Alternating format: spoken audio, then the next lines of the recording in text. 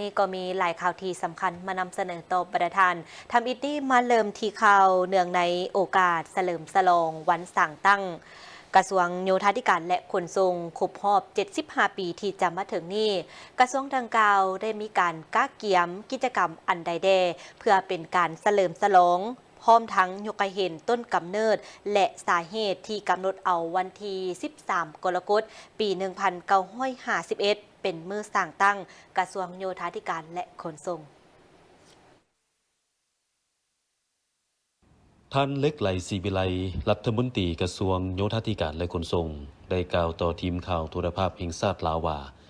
การถือเอาวันและเดือนเกิดของประธานสุภานุวงศ์เป็นวันเดือนสร้างตั้งกระทรวงโยธาธิการและขนส่งหรือแขนงโยธาธิการและขนส่งก็เพื่อเชิดชูเกียรติชื่อเสียงของประธานสุภานุวงศ์ซึ่งเป็นนักวิศวกรขวาทางผู้ดิบิตของประเทศลาววันเกิดเพิ่น13 กรกฎาคม ปี 1909เพิ่นเป็นนักศึกษาผู้ที่เด่นของมหาวิทยาลัยขวาทางประเทศฝรั่งในปี 1931 หาปี 1937 ซึ่งหลังจากได้รับใบประกาศนียบัตรวิศวกรขวาทางที่ดีเด่นมาในต้นเดือนมิถุนายนปี 1937 เพิ่นได้กลับคืนมาอินโดจีนได้ถูกแต่งตั้งให้ไปประจำการอยู่ยาจางซึ่งขึ้นกับโยธาแคว้นที่2ของอาณาเวียดนามเพิ่นเริ่มเข้ามาประจำเวียกในวันที่ 19 มังกร ปี 1938 ในนามหัวหน้าห้องการเทคนิคแคว้นเพิ่นได้ประกอบส่วนสร้างขวาทางเมืองฝ่ายถนนหนทางหลายแห่งที่มีชื่อเสียงคือสร้างขวาทางเลขที่ 14 โครงการสร้างเขื่อนไฟฟ้าน้ำตกอยู่ดายินเวียดนามสร้างขวาข้ามแม่น้ำสะเดปกและซ่อมแปลงทางเลขที่ 13 เสียงแตงกัมพูเชียหลังจากนั้นเพิ่นได้ย้ายมาอยู่เมืองพินแขวงสะวรรณเขตได้ก่อสร้างเส้นทางยุทธศาสตร์เลขที่ 23 และก่อสร้างขวาบ้านดานข้ามน้ำไซโดนแขวงสะระบันจากนั้นเพิ่นเป็นรัฐมนตรีกระทรวงคมนาคมขนส่งในรัฐบาลผสมแห่งชาติ 1945 เป็นประธานแนวลาวอิสระ 13 สิงหา 1950 เป็นรัฐมหาเสนานายกรัฐมนตรีรัฐบาลลาวต่อต้าน 13 สิงหา 1950 พิเศษประธานแก่สอนพรหมวิหารได้กล่าวสรรเสริญประธานสุภานุวงศ์ในพิธีประดับเหรียญคำแห่งชาติที่นครหลวงเวียงจันทน์ในวันที่ 13 กรกฎาคม 1989 ซึ่งเป็นวันเกิดของเพิ่นไว้ว่าทั่วภาคและทั่วปวงชนลาวก็ฮู้ดีว่าสหายสุภานุวงศ์แม่นปัญญาชนผู้ยิ่งใหญ่เป็นเสื้อเจ้าผู้หนึ่งที่มีน้ำใจรักชาติอันดูดดื่มที่ได้เอาชีวิตติดพันกับการต่อสู้ปฏิบัติของประชาชนเฮาตั้งแต่หัวทีและตลอดครึ่งศตวรรษที่ผ่านมาสหายสุภานุวงศ์ได้เริ่มจากนักรักชาติที่แท้จริงกลายเป็นนักปฏิวัติที่กล้าแก่นเป็นหนึ่งในบรรดาผู้นำที่ดีเด่นและเคารพรักของประชาชนลาวบรรดาเผ่าระยะเหตุการณ์ปฏิวัติศาสตร์ประชาธิปไตยในช่วงปี1940ปลายหรือ1950มานี่เห็นว่าภายใต้การนำพาของพรรคคอมมิวนิสต์อินโดจีนได้กำเนิดให้มีแนวลาวอิสระแล้วก็มีรัฐบาลลาวต่อต้านถึงได้สร้างตั้งขึ้นอย่างเป็นทางการในวันที่ 13 สิงหาคม 1950เดี๋ยวก็สร้างตั้งรัฐบาลลาวต่อต้านกันในวันเดียวกันโดยแม่นเสด็จเจ้าสุพรรณวงศ์เป็นนายกรัฐมนตรีและเพิ่นออกโครงการการเมือง12ข้อซึ่งในนั้นเนี่ยมีอยู่ในข้อ6ได้เว้าแจ้งได้เขียนไว้อย่างแจ้งว่าขยายอุตสาหกรรมกสิกรรมการค้าแก้ไขปัญหาคมนาคมพัวแปลงชีวิตการเป็นอยู่ของประชาชนปฏิบัติการลดผ่อนการเซาหน้าและดอกเบี้ยภายหลังที่ได้ถูกมอบหมายหน้าที่ให้มาเป็นรัฐมนตรีกระทรวงโยธาธิการและขนส่งและได้จัดพิธีมอบรับอย่างเป็นทางการในวันที่ 8 กรกฎาคม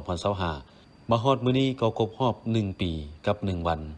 ได้นำพา4นำหลายเวียกนับทั้งการค้นคว้าเขียนประวัติของกระทรวงโยธาธิการและขนส่งเป็นเวียกบุริมสิทธิ์โดยเริ่มการแต่งตั้งคณะผิดชอบซึ่งประกอบมีคณะ4นำรวมคณะที่ปรึกษาคณะค้นคว้าเขียนประวัติและกองเลขาสวยเวียกสามารถเฮ็ดสำเร็จและได้พิมพ์อย่างเป็นทางการสามารถเว้าได้ว่าบนอิงในการกำหนดเอาวันที่ 13 กรกฎาคม ปี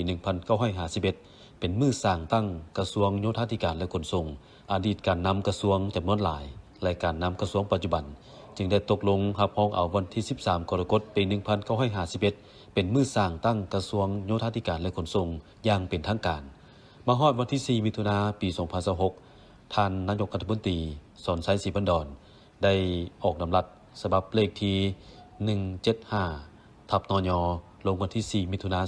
2026 ว่าด้วยการกำหนดวันสร้างตั้งกระทรวงโยธาธิการและขนส่ง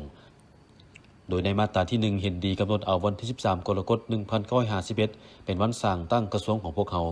และในมาตราที่ 2 มอบให้กระทรวงโยธาธิการและขนส่งเป็นเจ้าการในการจัดตั้งปฏิบัติและเผยแพร่ตำรับฉบับนี้ให้ทั่วถึงและการเฉลิมฉลองวันครบรอบ 75 ปีของกระทรวงโยธาธิการและขนส่งแม้นจะมีหลายกิจกรรมที่สำคัญอันสำคัญเฮาเฮ็ดอันนี้ขึ้นนี่นะมันมี3เนื้อในหลักเฮาจะได้อันนึงเป็นการแสดงความกตัญญูรู้บุญคุณอดีตการนำกระทรวงแต่ละยุคแต่ละสมัยและอย่างเหตุการณ์ปฏิวัติศาสตร์ประชาธิปไตยระยะปฏิบัติ2นาทียุทธศาสตร์นี่ว่าระยะปัจจุบันครับที่ได้เป็นเจ้าการในการนำผ้าการสีน้ำเฮ็ดให้เวียงงานยตคนี่ก็หลายอันผลเด่นควบคู่กับการเติบใหญ่ขยายตัวของสปปลาวก็ล้วนแต่เป็นแขนงยตคประกอบส่วนทั้งหมดเรื่องเส้นทางเส้นทางสายหลัก13ไต่13เหนือขัวขามแม่น้ำคลองอยู่ในระบบเก่าบ่มีในนี่แนวทางถูกต้องของพรรครัฐบาลปัจจุบันจึงเลยมีขัวขามคลองเรียกว่า5-6แห่งปัจจุบันที่ประกาศกับผลเด่นแล้วก็มีรถไฟอีกอัน2ก็เป็นแสดงความสมเสยผลงานของนักวิศวกรขัวทางวิศวกรเคหะผังเมืองวิศวกรทุกแขนงการของกระทรวงยตคผ่านมาที่ได้เฮ็ดสำเร็จหน้าที่มีผลงานในการพัฒนาประเทศชาติตลอดระยะ50 ปีผ่านมาอันที่3เป็นหยังเพื่อสร้างเป็นคลั่งความรู้ควบเป็นคลั่งความรู้ให้สถาบันการศึกษาต่างๆทั้งมหาวิทยาลัยแห่งชาติมหาวิทยาลัยต่างๆและก็สถาบันยตคและโรงเรียนอื่นเนี่ยเป็นข้อมูลเรียนรู้ว่าการกำเนิดเติบใหญ่แขนงยตคเป็นคืนอะไรในอย่างหนึ่งกับเป็นแขนงโยธาธิการแน่แขนงคมนาคมขนส่งแน่แขนงก่อสร้างในจังได๋ไปรษณีย์หยังก็มันก็ฮุบเขาแยกออกแล้วนี่ก็เป็นแขนงเรียกว่าแขนงโยธาธิการและขนส่งเนาะเพื่อให้